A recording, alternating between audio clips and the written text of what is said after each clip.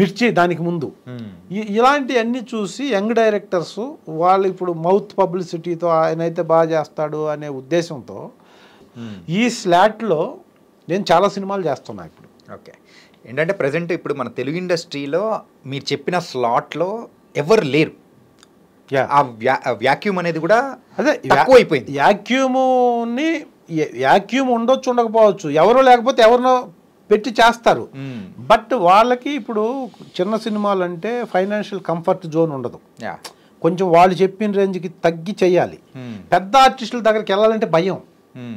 అంటే పెద్ద అంటే మరీ ఒక ఊహించుకుంటారు ఒక రేంజ్, ఈ క్యారెక్టర్ ప్రకాష్ రాజ్ అను, ఈ క్యారెక్టర్ రావు రమేష్ గారని, ఈ క్యారెక్టర్ మురళీ శర్మ గారను, లేకపోతే సాయి జషిండే అని, ముఖేష్ ఋషి ఇట్లున్నారు కదా మనకి ఒక సెగ్మెంట్ ఆఫ్ ఆర్టిస్టులు.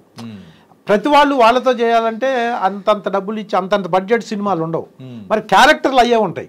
ఆ సెగ్మెంట్లో నేను ఎందుకు ఉండకూడదు, నేను డెఫినెట్గా ఉంటాను, అలా నాకు ఎంకరేజ్మెంట్ ఉంటుంది అని పెద్ద సినిమాలు తగ్గించుకొని చిన్న సినిమాల్లో చాలా బిజీగా ఉన్నా. అది నాకు నేనే బిజీగా ఉన్నా.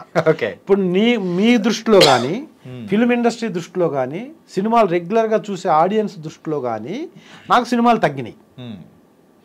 మెయిన్ స్ట్రీమ్ క్యారెక్టర్లు చెయ్యటానికి గ్రౌండ్ ప్రిపేర్ చేసుకుంటున్నారు దిల్ రమేష్ అన్న. అది మాత్రం క్లియరిటీ అని నేను అనుకుంటున్నా. పర్సన్ టు పర్సన్ మనం ఇందాక తిరుపతి గురించి మాట్లాడాం. ఒక్కొక్కరు ఒక్కొక్క వేలో వెళ్తారు, ఒక్కొక్కరి అంటే వాళ్ళకున్న పరిస్థితులు, వాళ్ళకున్న ఇబ్బందులు అండ్ వాళ్ళకున్న కంఫర్ట్ జోన్స్ అన్ని డిఫరెంట్ కాబట్టి ఒకరి ఆలోచన ఇంకొక రకంగా ఉండొచ్చు. దిల్ రమేష్ అన్న ఒకరే ఉంటారు, మీలా ఆలోచించే వాళ్ళు వేరే వాళ్ళు ఉంటారు. చాలా మంది ఫ్రెండ్స్తో డిస్కస్ చేసేటప్పుడు కూడా ఏ వస్తాయి, మరి మీరు డెసిషన్ తీసుకున్నారన్నా, మీరు ఆ రూట్లో వెళ్తున్నారు. కొంతమందికి వీటిల్లోనే మళ్ళీ కొన్ని డిసడ్వాంటేజ్లు ఉంటాయి. ఎందుకంటే బ్రేక్ డౌన్ తీసుకుంటే, ఇప్పుడు బ్రేక్ తీసుకొని నేను కొన్ని రోజులు వెయిట్ చేశా అందరికి చెప్తూ ఇది అని చెప్పి. కానీ ఇప్పుడు పెద్ద సినిమాలు చేస్తూ ఉన్న ఫ్రెండ్స్ ఒక్కసారి అవి చేయకపోతే, ఇవి రాకపోతే వ్యాక్యూమ్ ఎక్కువ అవుద్ది. ఈ గ్యాప్లో మెయింటెనెన్స్ ఏవి తగ్గవు కదా. ఎవరెవరి సర్కమ్స్టెన్సెస్లో ఎవరెవరి నీడ్స్ వేరేగా ఉంటాయి. తీసుకోకూడదు ఇంకో 10 సంవత్సరాలు, ఇంకొన్ని సంవత్సరాలు ఏది వస్తే అది చేసుకుంటా వెళ్దాం అనే డెసిషన్ ఉంటుంది. ఇక్కడ ఏ డెసిషను కరెక్ట్ కాదు, ఏ డెసిషను రాంగ్ కాదు. ఇప్పుడు నేను తీసుకున్న డెసిషన్ 100% రాంగు, అసలు నేనే తోప కాదు, అది ఇది రాంగ్ అయింది అనుకోండి, అది లేదు ఇది లేదు అన్నట్టు అయిపోద్దేమో చెప్పడం. ఇక్కడ ఎప్పుడు ఎవ్రీ మినిట్ డేర్ స్టెప్. ఎందుకంటే మనకు సంబంధం లేదు, మనం కింద పడితే లేపేవాళ్ళు ఎవరు లేరు. ఏంటంటే మనకంటూ ఒక బ్యాక్గ్రౌండ్ అనేది కూడా లేదు కదా. ఇప్పుడు మనమే వచ్చాం కాబట్టి డెఫినెట్గా మనం కింద పడితే మనమే లేవాలి, కింద పడకుండా చూసుకోవాలి. బై మిస్టేక్ పడితే నువ్వు లేవగలిగి ఉండాలి. పడ్డా నేను లేస్తాను అనుకుంటే పడే చోటుకి వెళ్ళాలి నువ్వు. పడకుండా నేను గెయిన్ చేసుకుంటానని నమ్మకం నీకుంటే అది ఏముంది. లైఫ్ అయినా హోప్, ట్రస్ట్, ఫెయిత్, నమ్మకం, భరోసా, నిజాయితీ, వీటి మీదనే బతకాలి. బయట అయినా ఇక్కడైనా, ఇక్కడ కొంచెం ఎక్కువ ఉండాలి అది.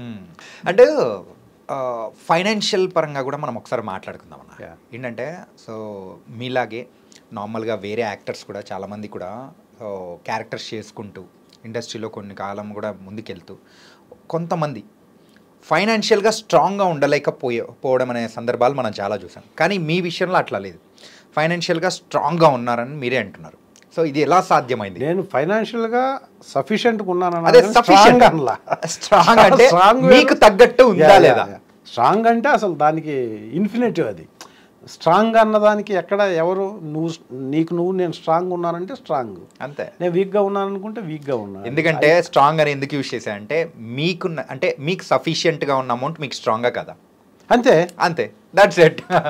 అందుకే అంటే నాకు సఫిషియెంట్గా ఉన్నది మీకు స్ట్రాంగ్గా ఉండకపోవచ్చు. అంటే ఇది ఇంతకీ దీనికే స్ట్రాంగ్ అని చెప్తాడా అని రేపు ఇంటర్వ్యూలో కింద కామెంట్స్ వస్తాయి. అంటే మీరు ఉన్నదానికే స్ట్రాంగ్ అనుకుంటారా అన్నారనుకోండి. సఫిషియెంట్ అంటే నాకు నేను సఫిషియెంట్, అది మీకు స్ట్రాంగ్ అవ్వచ్చు. ఫిష్ వెంకట్ గారిని మనం చూసాం. అన్న ఏంటంటే సో ఇప్పుడు ఆయన వైద్యం చేయించుకోవడానికి కూడా సో ఎవరో ఒకరు మన వాళ్ళు కూడా మీరు కూడా సహాయం అనేది కూడా చేశారు. సో ఇట్లా జరిగింది. సో అన్న మీకంటే ఇంకా బోల్డ్ అని మూవీస్ అనేది కూడా చేశారు, ఎక్కువ రెమ్యునరేషన్ అనేది కూడా తీసుకున్నారు.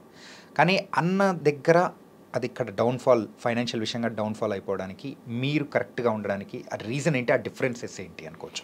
లేదు అసలు ఆయన ఫిష్ వెంకట్ నేనేం చేయలేదు. నేను చేసింది అసలు అది నథింగ్. అసలు అతను చాలా మంచి యాక్టర్, అంటే ఇప్పుడు హెల్త్ డిప్రెస్ అవటానికి గాడ్, దానికి మనం ఏమి చెప్పలేం.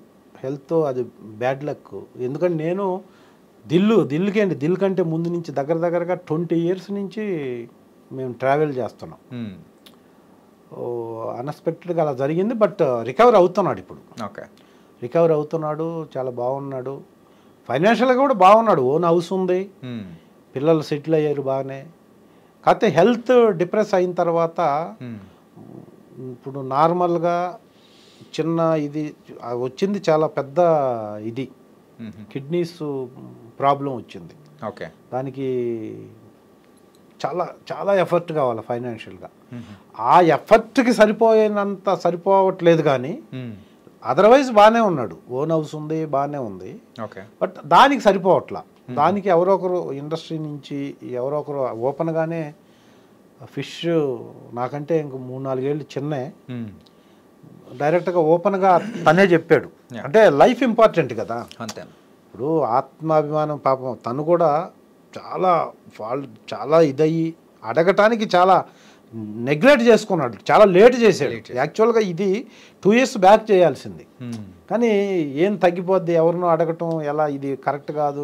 ఇన్ని సంవత్సరాలు మనల్ని ఇండస్ట్రీ పెంచి పోషించింది, ఇక్కడ కరెక్ట్ కాదు, నాకు నేనుగా రికవర్ అవుతాను అని చెప్పేసి మొహమాట పడి, అంటే ఇలా వెళ్ళకూడదు మనం అనే ఉద్దేశంతో లేట్ చేశాడు. అది డిసీజ్ పెరగటం మూలాన ఇంకా అందరూ నాలాంటి వాళ్ళు చాలామంది తప్పు కాదు, సర్వీస్ చేసావు, అందరు హీరోలతో యాక్ట్ చేసావు, ఇది ఏ విధంగానూ నువ్వు వేరే విధంగా 1 రూపీ కూడా మిస్యూజ్ చేయటానికి అడగట్లేదు అని చెప్పగా రియలైజ్ అయ్యాడు.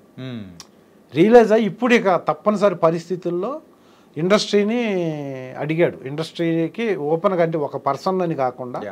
సో ఇప్పుడు ఇండస్ట్రీ నుంచి చాలా సపోర్ట్ వస్తుంది. గాడ్ గ్రేస్, దేవుడి దయ వల్ల పవన్ కళ్యాణ్ గారు కూడా మొన్న ఏదో చేశారు, స్పందించి ఇండస్ట్రీ కొంచెం సపోర్ట్ చేసి తను హెల్త్ రికవర్ అయ్యేదాకా చూస్తుంది. ఇండస్ట్రీలో అంత పెద్ద మనుషులు ఉన్నారు, చిరంజీవి గారు, పవన్ కళ్యాణ్ గారు, ఇంకా అందరు హీరోస్తో నాకులాగా అందరు హీరోస్తో నాకంటే ఎక్కువ సెంటిమెంట్ క్యారెక్టర్స్. వినాయక్ గారు, ఆయనకి ఫుల్ లైఫ్ ఈజ్, నాకు కూడా వినాయక్ గారే.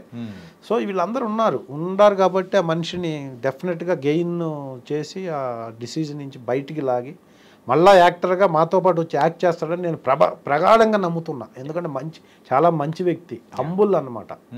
చాలా మంచి వ్యక్తి, ఫ్రెండ్షిప్కి చాలా విలువిచ్చే మనిషి. ఫిష్ వెంకట్ ఈ ఇంటర్వ్యూ సందర్భంగా ఆ సాయిబాబా అని వెంకటేశ్వర స్వామి నేను మనస్ఫూర్తిగా వేడుకుంటున్నా. ఆయన ఆరోగ్యం బాగుపడి ఇండస్ట్రీ మొత్తం ఆయన హెల్త్కి సపోర్ట్ చేసి బయటికి తీసుకురావాలని.